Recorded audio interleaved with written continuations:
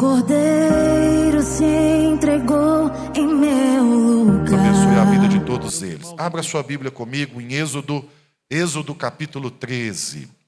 Pode ficar sentado, porque nós vamos ler todos os 16 versículos.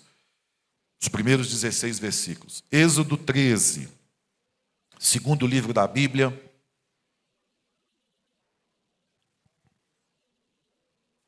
Êxodo 13, verso 1 ao 16. Eu quero que você me acompanhe na leitura. Então você vai ficar sentadinho e Deus vai abençoar você com essa palavra antes de você celebrar a ceia do Senhor. Glória a Deus. Diz assim a palavra de Deus. Êxodo 13, verso 1 a 16.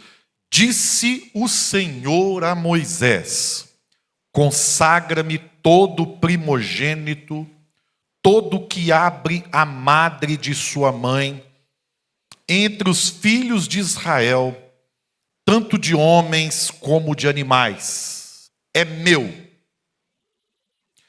Disse Moisés ao povo: lembrai-vos deste mesmo dia em que saístes do Egito, da casa da servidão, pois com mão forte o Senhor vos tirou de lá. Portanto, não comereis pão levedado. Hoje, quando o Senhor se houver, hoje mês de Abibe, estás saindo, quando o Senhor te houver introduzido na terra dos cananeus e dos heteus e dos amorreus e dos heveus e dos jebuseus, a qual jurou aos teus pais te dar, terra que mana leite e mel, guardará este rito neste mês. 7 dias comerás pães asmos, ao 7º dia haverá solenidade ao Senhor. 7 dias se comerão pães asmos, e o levedado não se encontrará contigo, nem ainda fermento será encontrado em todo o teu território. Naquele mesmo dia contarás a teu filho, dizendo: é isto pelo que o Senhor me fez, quando saí do Egito. E será como sinal na tua mão, e por memorial entre os teus olhos, para que a lei do Senhor esteja na tua boca, pois com a mão forte o Senhor te tirou do Egito. Portanto, guardarás esta ordenança no determinado tempo, de ano em ano. Quando o Senhor te houver introduzido na terra dos cananeus, como te jurou a ti e aos teus pais, quanto está vedado, apartarás para o Senhor todo o que abrir a madre, e todo o primogênito dos animais que tiveres, os machos serão do Senhor. Porém, todo o primogênito da jumenta resgatarás com cordeiro. Se o não resgatares, será desnucado. Mas todo o primogênito do homem entre os teus filhos, resgatarás. Quando teu filho amanhã te perguntar: que é isto? Responder-lhe-ás: o Senhor com mão forte nos tirou da casa da servidão. Pois sucedeu que, endurecendo-se Faraó para não nos deixar sair, o Senhor matou todos os primogênitos na terra do Egito, desde o primogênito do homem até o primogênito dos animais. Por isso, eu sacrifico ao Senhor todos os machos que abrem a madre, porém a todo primogênito dos meus filhos eu resgato. Porém, a todo primogênito de meus filhos eu resgato. E isto será como sinal na tua mão, por frontrais entre os teus olhos, porque o Senhor com mão forte nos tirou do Egito. Senhor, nós te agradecemos por essa palavra. Cuida de nós, em nome de Jesus. Irmãos, uma forma de Deus ensinar o seu povo, quando o povo sai do Egito e começa a peregrinar no deserto, é uma forma didática. É o Senhor desenvolver, através da lei de Moisés, muitos rituais, muitas cerimônias. Deus desenvolve com Moisés um sistema sacrificial, que o povo no deserto vai aprender e vai ensinar para as novas gerações. É o que nós estamos vendo no texto que lemos. Essa lei que Deus está determinando que Moisés a execute, diz que todos os filhos deveriam aprender com os pais sobre os acontecimentos que tinham acontecido ali no Egito e que Deus, de forma maravilhosa, os arrancou da servidão de mais de 400 anos. E é para que os meninos, as próximas gerações, não se esquecessem, e para que os hebreus se lembrassem dos grandes feitos do Senhor. Algumas destas cerimônias era exigido por Deus e Moisés como instrutor, orientando o povo, que os pais ensinassem aos seus filhos o motivo daqueles rituais. Então, aqui dá para a gente imaginar claramente, depois de tudo isso que foi pedido aqui da parte do Senhor, disse o Senhor a Moisés: os primogênitos são meus, eu quero que consagre para mim. Todo primogênito é meu. Deus dizendo a Moisés. E agora então Moisés vai instituir, não é? Nesse mês especificamente, todo o cerimonial para que o povo pudesse se lembrar da Páscoa e se lembrar de como Deus arrancou uma nação inteira da escravidão no Egito. Então eu imagino uma criança perguntando, na hora que o pai, na hora que a mãe fosse ali participar de algumas dessas cerimônias, o motivo de estarem fazendo daquela forma. E aí certamente a resposta do coração, a resposta que alcançaria o coração dessas crianças é a verdade. A verdade é: um dia nós fomos escravos e Deus nos comprou. Um dia nós éramos servos de Faraó e um dia Deus nos resgatou da escravidão no Egito. Em suma, cada pai, cada mãe tinha que ter isso gravado no coração para transmitir à próxima geração o motivo daquele memorial, daquela festa, daquele ritual. E é interessante nessa introdução a gente lembrar que, biblicamente, o pecado sempre foi tratado na Bíblia, no Antigo Testamento em específico, como uma dívida impagável diante de Deus. Então nós podemos dizer que uma das boas definições para o pecado seria esta: o pecado é uma dívida impagável que a criatura tinha para com o Criador, que nós tínhamos com Deus, uma dívida impagável. Nesse sentido, todo o sistema de culto dos hebreus do deserto é um sistema sacrificial. Tudo estava apontando para Cristo, mas eles não sabiam disso ainda. Eles estavam vivendo uma revelação progressiva do Senhor. Deus não deu tudo no Antigo Testamento, mas Deus estava dando sinais de que seria muito difícil esse sistema sacrificial no Antigo Testamento ser sustentável ao longo dos tempos, ao longo das eras. Então é isso que eu quero que você grave no seu coração. A dívida impagável, ou seja, o pecado, ele foi de alguma forma apaziguado durante muito tempo no Antigo Testamento através desse sistema de culto sacrificial que Deus introduziu no meio do seu povo através do legislador, nosso irmão Moisés. Agora, dentre tudo que nós lemos, o que me chamou a atenção, e sobre isso que eu vou pregar, é sobre o resgate do primogênito. Diga comigo: o resgate do primogênito. O resgate do primogênito é o que me chamou a atenção no texto, e é sobre isso que eu quero falar. Eu estava preparando uma outra mensagem sobre primogenitura, o direito de ser abençoado através da primogenitura lá no Antigo Testamento. E a gente vê em Gênesis, né, até uma disputa familiar entre Esaú e Jacó por esse direito de ser duplamente abençoado pelo fato de ser o mais velho. O direito de primogenitura não era um direito registrado em cartório, mas era um combinado, algo extremamente aceito nas sociedades antigas, né? De que o primogênito teria mais direitos, mais benefícios do que os outros filhos. E não seria apenas benefícios materiais, mas espirituais. Na ausência do genitor, o primogênito assumiria as responsabilidades da família. Então tem uma disputa ali que você pode ver depois em Gênesis 25. A Rebeca não confiava muito no discernimento de Esaú para ser primogênito e exercer esse direito de primogenitura. Algumas pessoas, assim como Esaú na Bíblia, perderam seu direito de primogenitura. E o Isaac, diz a Bíblia, estava cego, digamos assim, já estava vivendo pelo estômago, pelos desejos de comer da caça de Esaú. E ali a Rebeca arruma um jeito de Jacó sair na frente e receber tudo que era direito de Esaú. Jacó recebe. E aí nós conhecemos a história. Mas então, estudando sobre isso, eu cheguei no texto que nós estamos aqui também trabalhando. E aqui tem esse momento em que Deus está dizendo claramente para Moisés no início do capítulo: Moisés, eu quero que você ensine para o povo que a partir de hoje o primogênito é meu. Diga comigo: o primogênito é meu.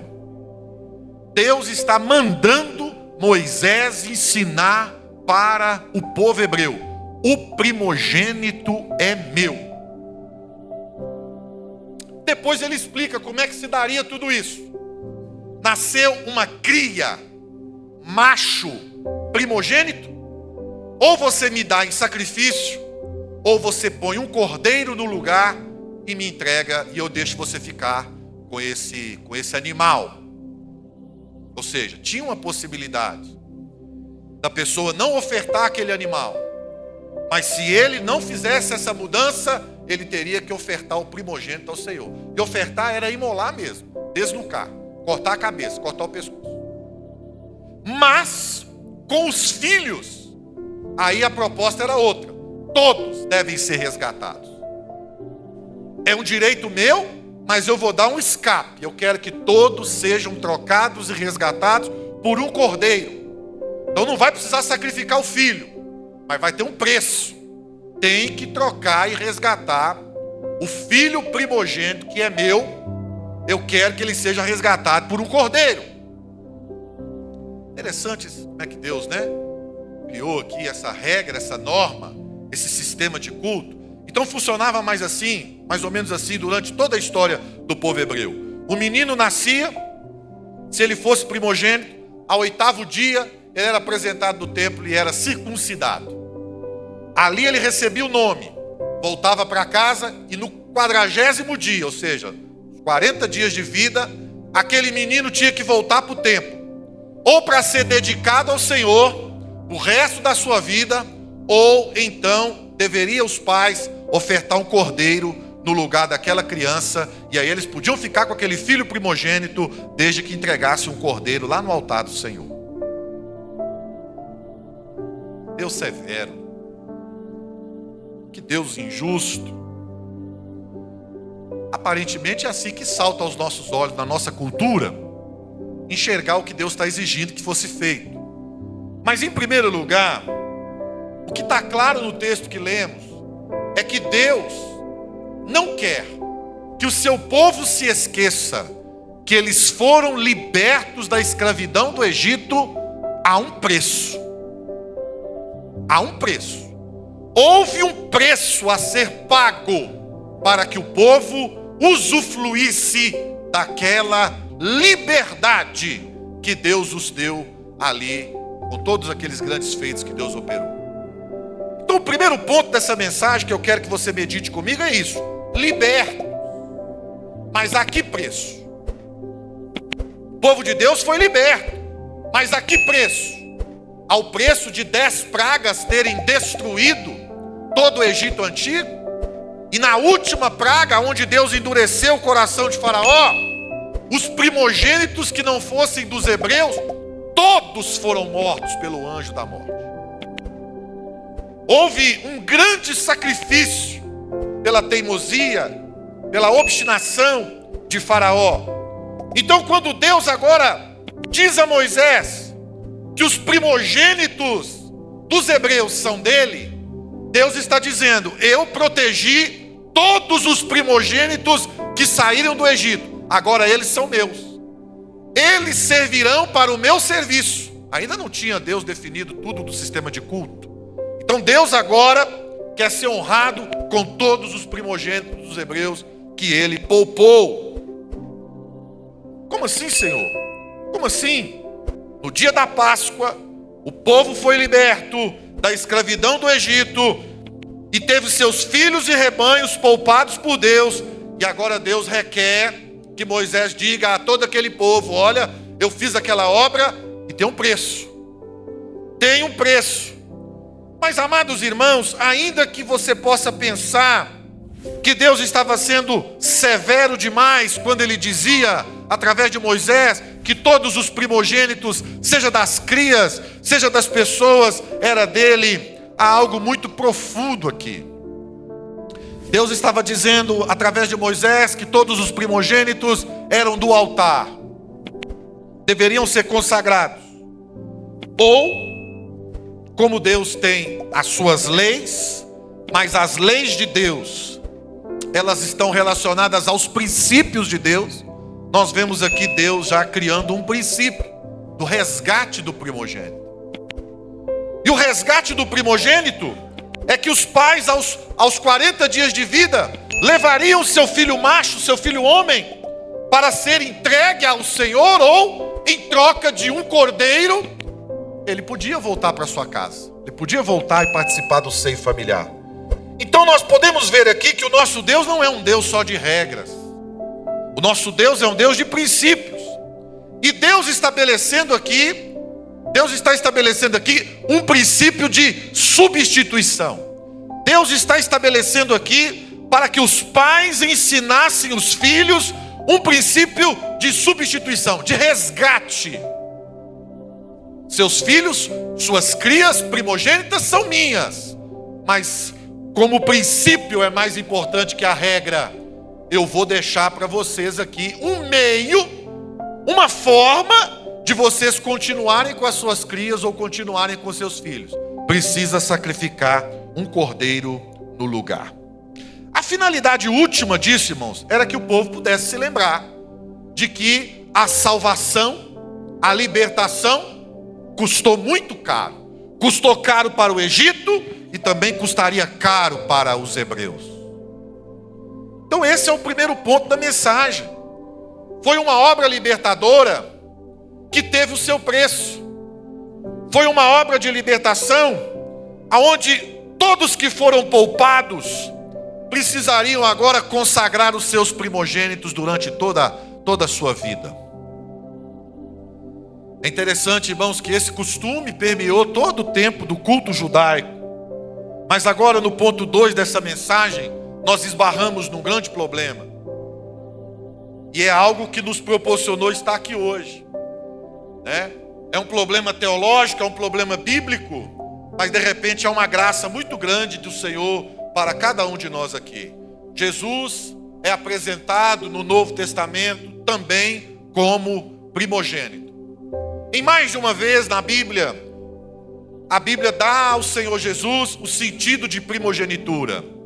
Não necessariamente de ter sido cronologicamente o primeiro filho de Maria, mas a ideia, quando os textos ratificam Jesus como primogênito, é colocar Jesus num lugar de honra, que os primogênitos tinham honra.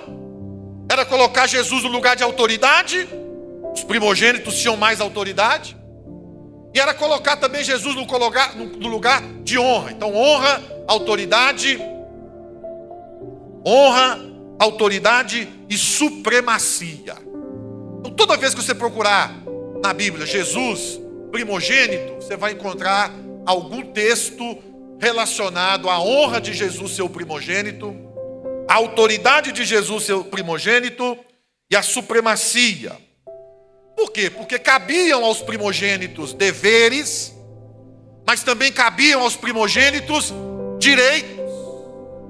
E coincidentemente, Jesus é o primeiro filho de Maria, o primogênito dela.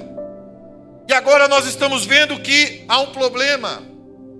Jesus é um primogênito que não foi resgatado.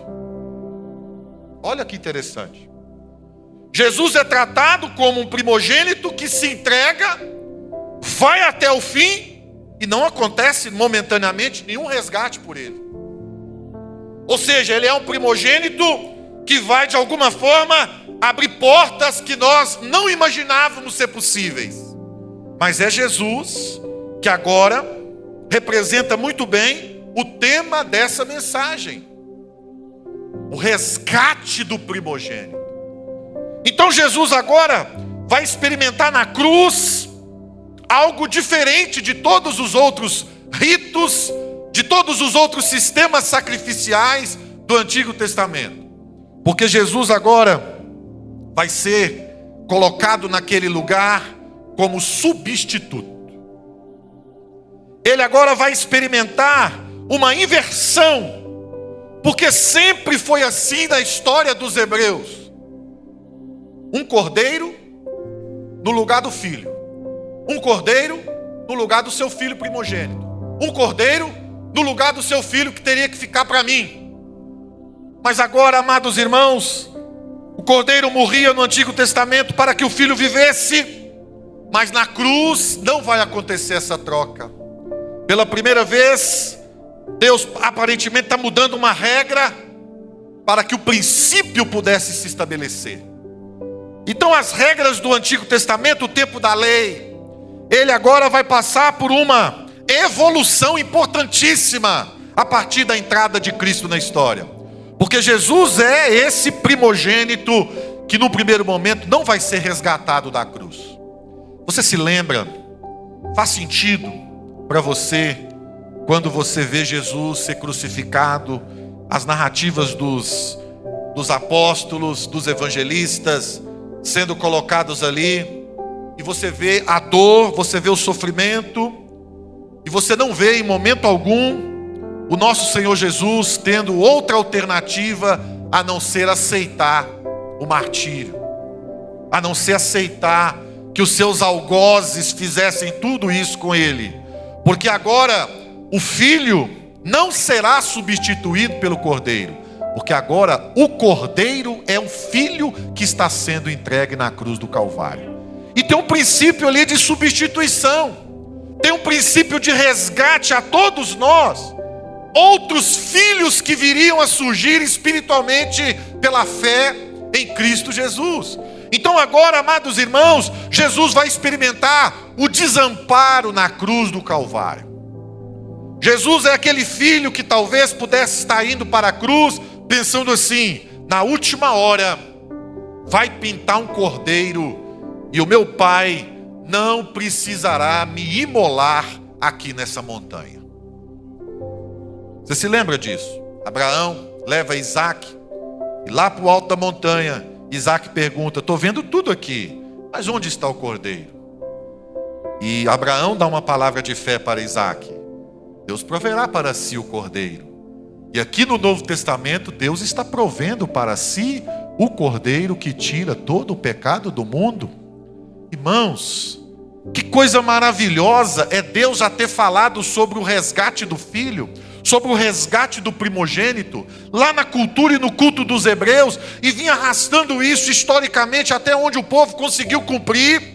Mas agora, em Cristo, nós estamos vendo um Jesus sendo deixado na cruz. Porque Deus tinha poder de fazer com que Jesus naquele momento pudesse sair dali de outra forma. O próprio Jesus diz isso aos seus discípulos: olha, se eu pedir ao céu, se eu pedir a Deus, Ele enviaria miríades de anjos para me socorrer. Pedro, não precisa mais fazer o que você está fazendo. Deixa eu consertar o seu erro, guarda a sua espada, que eu decido me entregar. Então, amados irmãos, foi o desamparo de Jesus. Este é um ponto importante aqui. O desamparo de Jesus. O Deus meu, seu grito, né? Deus meu, por que me desamparaste? Que abriu porta para cada um de nós aqui ter acesso a esse novo caminho e ser resgatado e substituído por Ele na cruz. Ou seja, Jesus é o primogênito que não foi resgatado. O resgate era necessário no Antigo Testamento para apontar aquilo que Deus ia fazer no futuro. E agora, quando Deus começa a executar o seu plano, Jesus aparentemente vive um abandono. Faz muito sentido você entender esse grito de Jesus, dizendo: Deus meu, por que me desamparaste?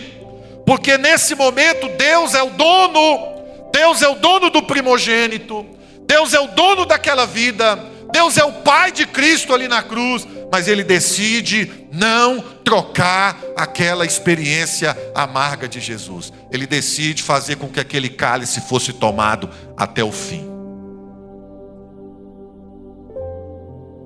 O cálice de Cristo representa esse sacrifício perfeito.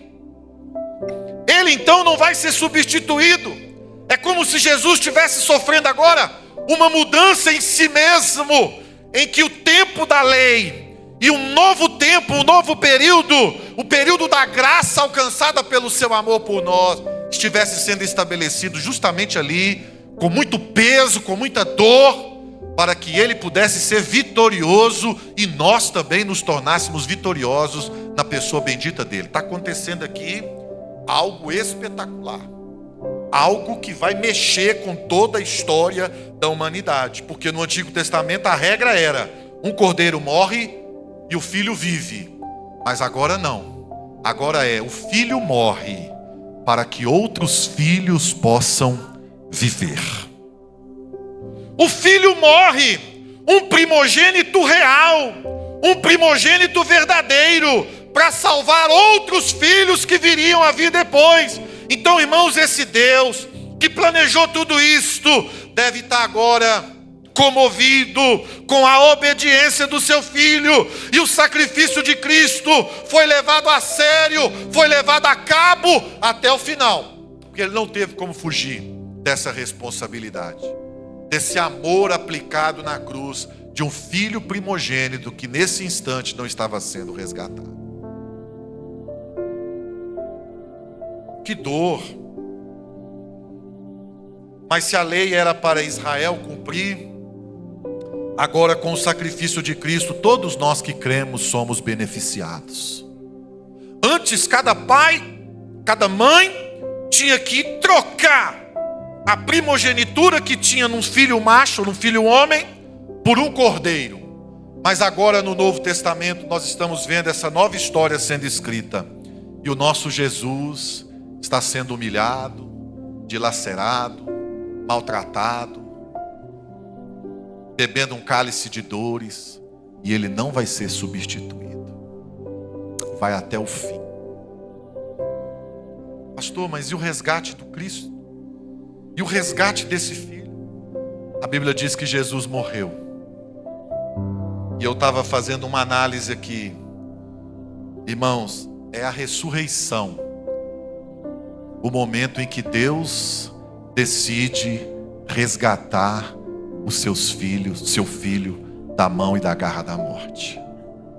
Deus deixou Jesus passar por tudo aquilo. Deus entregou o seu filho e não o substituiu por outro cordeiro. Ele é o cordeiro.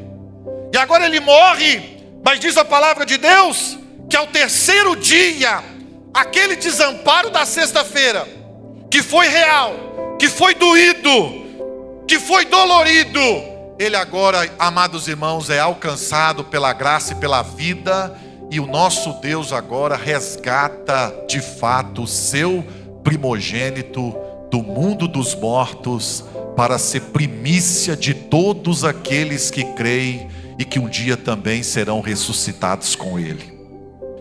Meus irmãos, que coisa maravilhosa é você saber que Deus, e servir a Deus, não é servir um livro de regras. Tem pessoas que creem que servir a Jesus, servir a Deus, é apenas obedecer regras. Se fosse assim, amados irmãos, muitos tentariam ser salvos cumprindo e obedecendo normas e regras. Mas nós não somos salvos porque cumprimos normas e regras. Nós somos salvos porque há um princípio de amor em Deus. Não substituiu seu filho, mesmo seu filho passando por tudo aquilo. Há um princípio de amor, e o Senhor nosso Deus, no poder do Espírito, arranca o seu filho das garras da morte e o devolve ressurreto, vivo e herdeiro de todas as coisas. Nós somos com ele, porque ele está vivo e está no nosso meio na noite de hoje. Ou seja, Jesus é primícia, Jesus é o primogênito. Ele morreu como um cordeiro e virá como um leão para julgar a todas as nações. O Senhor Jesus morreu, passou por todo aquele período de 3 dias e 3 noites, que nós sabemos muito bem, e agora ressuscita no domingo pela manhã, e começa esse ministério glorioso com seus primeiros discípulos. Tudo aquilo porque Deus resgatou o seu primogênito. E nós podemos aqui agora fazer algumas considerações nessa noite. Primeira delas, a supremacia, a autoridade e a honra de Jesus nunca esteve em ter nascido primeiro do ventre de Maria, mas sempre esteve no fato dele ter assumido essa responsabilidade espiritual e não ter trocado pelos reinos desse mundo, não ter trocado pelas glórias desse mundo, não ter caído em tentações. Ele não desistiu de pagar o preço como cordeiro, filho amado de Deus, requerido por Deus, mas agora se entregou por cada um de nós na cruz do Calvário, naquela sexta-feira. A autoridade do Senhor não está porque ele era o filho mais bonito de Maria, não é porque ele é bem pintado aí, e em alusão, né, a Hollywood. Não, irmãos, nosso Senhor Jesus, ele tem a supremacia, a autoridade e o poder, porque ele decidiu nos amar até o fim e não fugir daquela responsabilidade, mesmo não sabendo, né, do que Deus tinha preparado para ele. Ele tomou todo aquele cálice até o final. Daí vem a responsabilidade e a autoridade de Jesus como nosso irmão mais velho. Então Jesus é o nosso irmão mais velho, herdou todas as coisas. Não há nome nesse mundo, não há nome na terra, embaixo da terra e sobre a terra, pelo qual importa que sejamos salvos. Jesus Cristo de Nazaré recebeu um nome de dupla honra. Por ele, para ele são todas as coisas. Ou seja, porque ele foi até o final. Porque ele foi esse filho resgatado no poder de Deus, ressurreto e vivo está. Porque Deus mudou a regra pelo princípio de amor.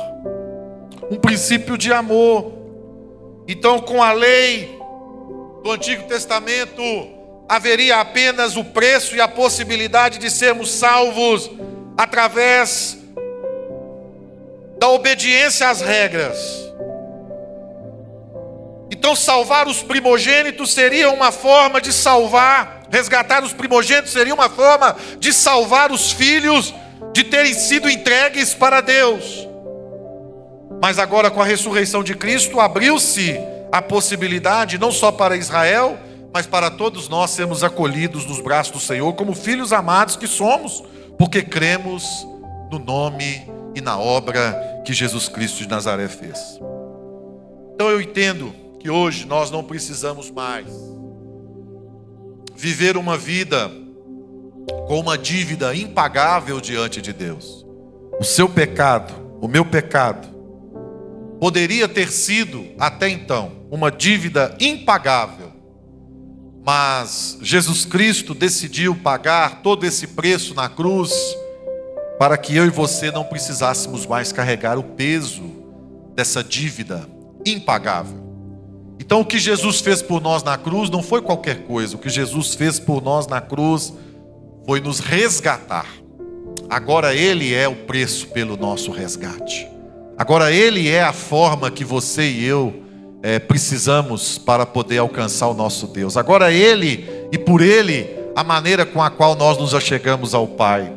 É através dele, por Ele, porque Ele conquistou tudo isso com esse direito de primogenitura que o Senhor o deu e que o Senhor agora está nos dando a oportunidade de conhecer.